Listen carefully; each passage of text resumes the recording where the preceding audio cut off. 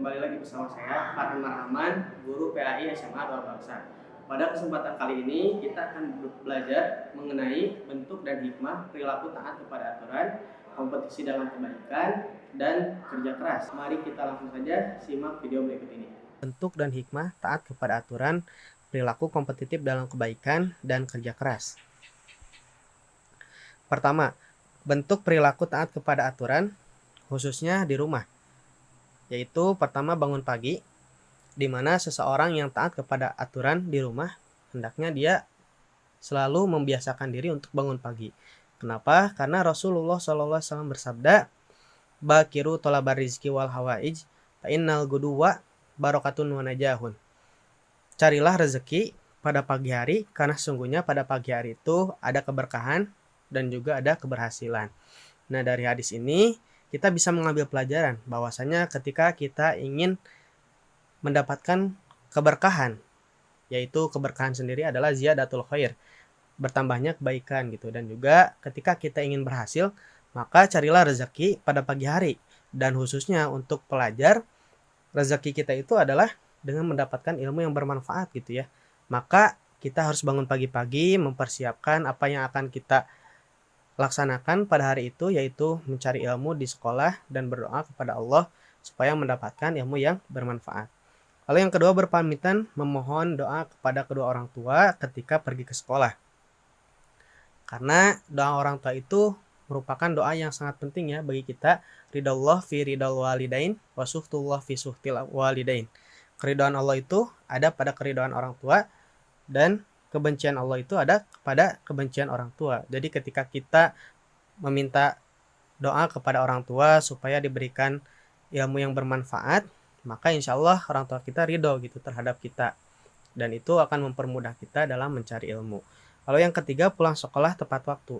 Jadi ketika kita sudah pulang sekolah dan tidak ada kegiatan yang sifatnya penting di sekolah ataupun di luar sekolah, maka cepat-cepat kita pulang ke rumah gitu, supaya kita terhindar dari pergaulan bebas dan lain sebagainya. Jangan sampai justru ketika kita pulang sekolah nongkrong dulu dan lain sebagainya, seperti itu.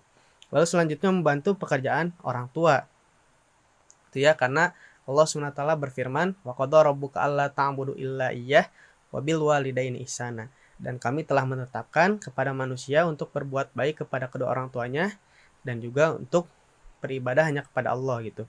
Jadi dari ayat ini kita bisa menyimpulkan bahwasanya kita tidak hanya diberikan kewajiban untuk beribadah kepada Allah, tapi juga kita diberikan kewajiban untuk senantiasa menghormati orang tua. Salah satunya dengan cara kita senantiasa membantu orang tua gitu ya.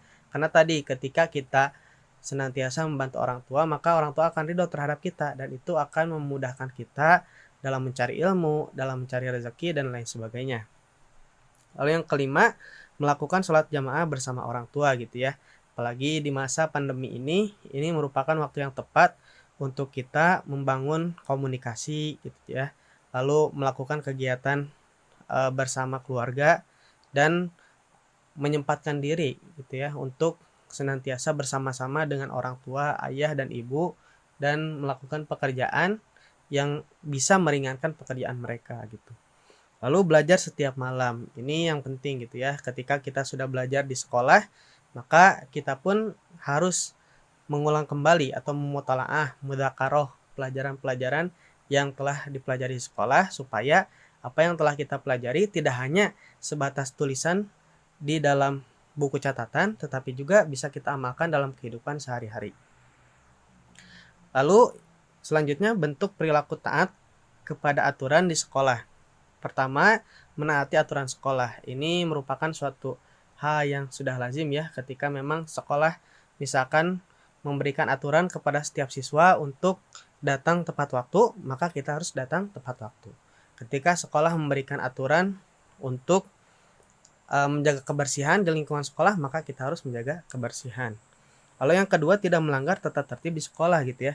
Ketika di sekolah ada aturan bahwasanya kita tidak boleh terlambat datang ke sekolah, maka kita datang pagi-pagi, jangan sampai datang terlambat.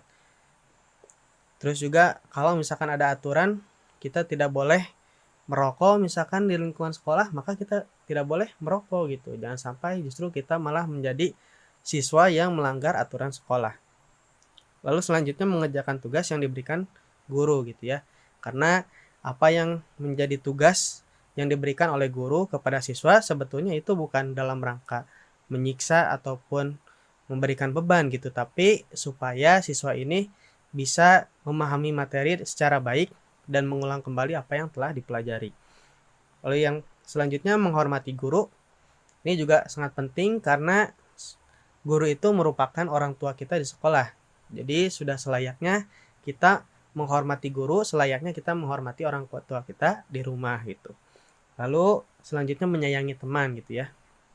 Karena kita di sekolah tidak hanya hidup sendiri, tapi juga kita mempunyai teman. Maka ketika teman kita membutuhkan bantuan, entah itu membutuhkan bantuan dalam hal ilmu gitu ya, mereka minta kita ajarkan atau misalkan meminta bantuan dalam hal materi, selama kita mampu maka kita bantu mereka yang membutuhkan. Lalu selanjutnya bentuk perilaku taat kepada aturan di masyarakat. Pertama, menaati peraturan di masyarakat. Karena kita sebagai makhluk sosial itu sudah selayaknya kita saling memahami satu sama lain dan menaati aturan yang ada di masyarakat gitu ya. Termasuk misalkan di masa pandemi ini kita dianjurkan untuk senantiasa menjaga kesehatan dan juga protokol kesehatan, maka kita ikuti aturan di masyarakat tersebut. Jangan sampai kita justru melanggar aturan yang sudah ditentukan di masyarakat gitu. Lalu yang kedua, sopan santun terhadap sesama gitu ya, karena ini sangat penting. Dan di dalam peribahasa bahasa Arab itu ada yang mengatakan al-adabu fawqal ilmi, bahwasanya adab itu atau sopan santun itu lebih tinggi atau lebih di atas ilmu. Jadi seseorang yang mempunyai keluasan ilmu itu akan tercermin dari cara dia bersosialisasi. Dalam artian ketika kita melihat seseorang yang mempunyai sopan santun yang tinggi, maka kita akan beranggapan bahwasanya orang tersebut adalah orang yang berilmu karena dia mempunyai ketawaduan yang sangat tinggi gitu ya. Itu mengutamakan sopan santun di atas segalanya. Lalu selanjutnya menghormati yang lebih tua, menyayangi yang lebih muda. Itu ya, karena tadi kita sebagai orang yang hidup di masyarakat harus saling memahami satu sama lain. Kepada yang lebih tua kita harus menghormati dan kepada yang lebih muda kita harus menyayangi.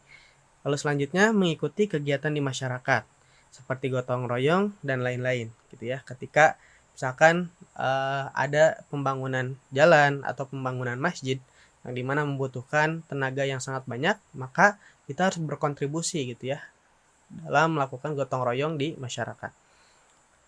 Lalu selanjutnya menjaga kebersihan, keamanan, dan kenyamanan lingkungan. Ini supaya kita hidup tenang, aman, dan tentram di masyarakat, maka kita harus saling menjaga kebersihan, keamanan, dan kenyamanan lingkungan seperti itu. Lalu selanjutnya bentuk perilaku kompetitif di rumah, sekolah, dan masyarakat. Yaitu pertama wajib menaati dan melaksanakan perintah orang tua gitu ya. Karena tadi berkaitan lagi dengan taat terhadap aturan di rumah gitu. Bahwasanya kita wajib menaati dan melaksanakan perintah orang tua. Ketika orang tua kita memerintahkan kita untuk belajar, maka kita harus belajar.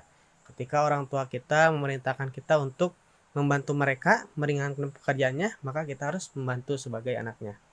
Yang kedua, belajar dengan tekun baik di rumah maupun di sekolah. Ini sangat penting ya, karena memang kunci dari kesuksesan itu adalah dengan cara kita tekun dan bersungguh-sungguh. Man jadda wajada, barang siapa yang bersungguh-sungguh pasti dia akan berhasil. Lalu selanjutnya bersikap baik dan sopan dimanapun termasuk di lingkungan masyarakat gitu ya. Karena tadi kunci kesuksesan seseorang, kunci ketika dia ingin dihargai dan disayangi oleh masyarakat, maka kita harus mengutamakan adab dan perilaku kita baik di sekolah, di masyarakat maupun di lingkungan rumah. Lalu yang selanjutnya bentuk perilaku kerja keras di rumah, sekolah, dan masyarakat. Pertama, perilaku kerja keras harus diterapkan dimanapun. Ini jelas ya, baik ketika kita hidup di masyarakat, baik ketika kita hidup di rumah maupun di sekolah, maka kita harus bekerja keras. Karena tadi man jada wajada, barang siapa yang bersungguh-sungguh pasti dia akan berhasil. Lalu yang kedua, kerja keras kunci utama menggapai kesuksesan gitu. Karena ada peribahasa yang mengatakan idza shadaqal azmu wa sabil. Ketika tekad seseorang itu sudah kuat, maka jalan yang akan dia tempuh itu akan terlihat jelas gitu. Dalam artian ketika kita ingin menggapai sesuatu, maka tekad kita harus kuat. Yakni dengan cara kita juga bekerja keras gitu ya, tidak hanya mempunyai niat yang kuat, tapi juga kita harus buktikan dalam pengaplikasiannya dalam menggapai cita-cita tersebut. Lalu yang terakhir, kerja keras harus selalu dilatih sehingga menjadi kebiasaan dan menjadi hal yang ringan untuk diterapkan gitu. Jadi kerja keras ini tidak bisa semerta-merta langsung ada dalam diri kita, tapi kita harus membiasakan diri gitu ya, melatih supaya kita terbiasa untuk hidup bekerja keras. Lalu selanjutnya, hikmah taat kepada aturan dalam kehidupan sehari-hari. Pertama, hidupnya tenang dan tidak merasa dikejar-kejar oleh dosa akibat melanggar peraturan. Jadi ketika kita memang melaksanakan peraturan baik di masyarakat maupun di rumah maupun di sekolah maupun aturan-aturan yang telah Allah dan Rasulnya tetapkan, maka kita tidak akan merasa hidupnya itu terganggu dan juga tidak tenang gitu, karena kita sudah menerapkan aturan yang seharusnya kita laksanakan. Seperti contoh misalkan ketika Allah memerintahkan kita untuk sholat tepat waktu, maka ketika kita sholat tepat waktu biasanya ada ketenangan di dalam diri kita. Berbeda halnya ketika kita datang waktu sholat kita malah berleha-leha, biasanya ada ketidaktenangan dalam jiwa kita gitu ya. Begitupun ketika kita hidup di masyarakat, ketika kita mematuhi aturan lalu lintas misalnya, maka kita akan merasa ketika mengendarai kendaraan yang kita kendarai, kita tidak merasa risih gitu ketika ada polisi ataupun ketika ada razia gitu, karena kita sudah mematuhi aturan yang seharusnya kita lakukan. Lalu yang kedua, hidupnya menjadi selamat, nyaman, dan tentram karena setiap aturan membawa kebaikan bagi hidup manusia. Karena memang benar, aturan itu akan membawa dampak ketentraman, keselamatan, dan kenyamanan gitu. Seperti halnya misalkan Rasulullah SAW memerintahkan kita untuk minum sambil duduk, tidak sambil berdiri, maka akan ada manfaat yang kita dapatkan gitu ya, yaitu kesehatan kita akan terjaga. Begitupun dengan perintah Allah, misalkan kita diperintahkan untuk puasa, maka akan ada manfaat yang kita dapatkan, yaitu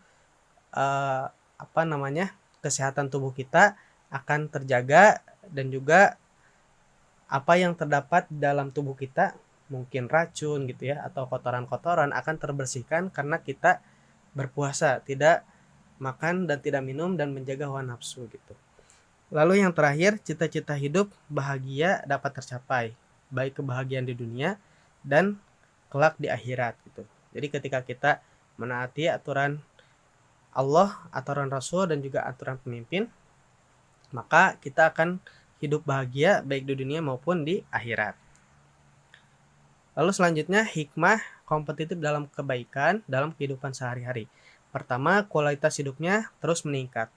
Karena seseorang yang merasa dirinya ini masih kurang gitu ya, apalagi ketika melihat orang lain dalam hal kebaikan, kita menjadi termotivasi gitu ya untuk melakukan kebaikan yang sama atau bahkan lebih baik, maka hidup kita itu akan terus meningkat gitu.